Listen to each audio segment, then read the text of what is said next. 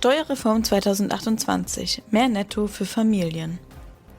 Neustart im Arbeitsministerium. Hoffnung für den Sozialdialog. Papier AD. Digitale Krankmeldung. Zukunft des autonomen Fahrens beginnt in Luxemburg. Moin, hallo und herzlich willkommen zum Pendlerclub, dem Podcast für alle Luxemburg-Pendler. Mein Name ist Jill Reale und heute ist Dienstag, der 13. Januar 2026. Die Steuerreform 2028 ist das große Leuchtturmprojekt der luxemburgischen Regierung. Und sie könnte Haushalte spürbar entlasten.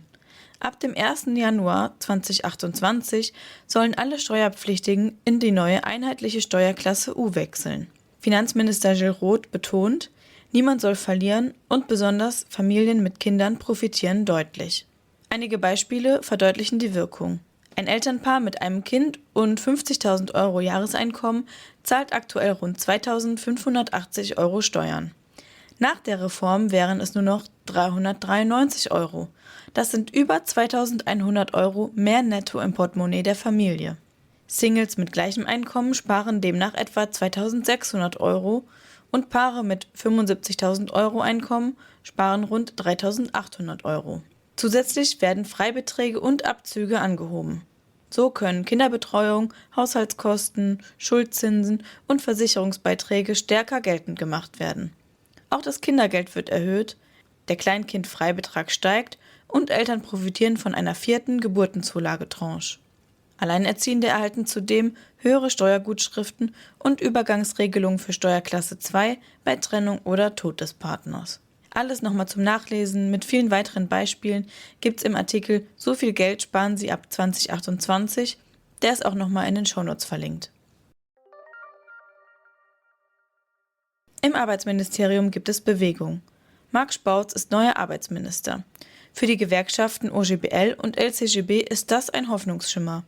Erstmals seit langer Zeit äußern sie sich wieder positiv über das Ministerium. Beim ersten Treffen am letzten Mittwoch wurden Themen wie Arbeitszeit, Mindestlöhne, Plattformarbeit und Reformen zur Beschäftigungssicherung besprochen. Geplant sind wohl weitere Sitzungen, zunächst bilateral ohne Arbeitgebervertreter. Es bleibt abzuwarten, ob die Zusammenarbeit zwischen Ministerium und Gewerkschaften nun wieder konstruktiver laufen werden. Aber ja, vielleicht gibt es demnächst noch weitere positive Auswirkungen auf die Arbeitsbedingungen in Luxemburg.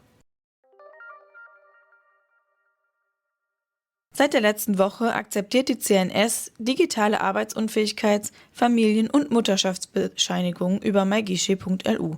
Voraussetzung dafür ist, dass Arzt und Arbeitgeber technisch vorbereitet sind. Daher bleibt das Papierverfahren erstmal weiterhin möglich. Auch für Pendler heißt das, Krankmeldungen können künftig schneller und einfacher an Arbeitgeber und Versicherung übermittelt werden.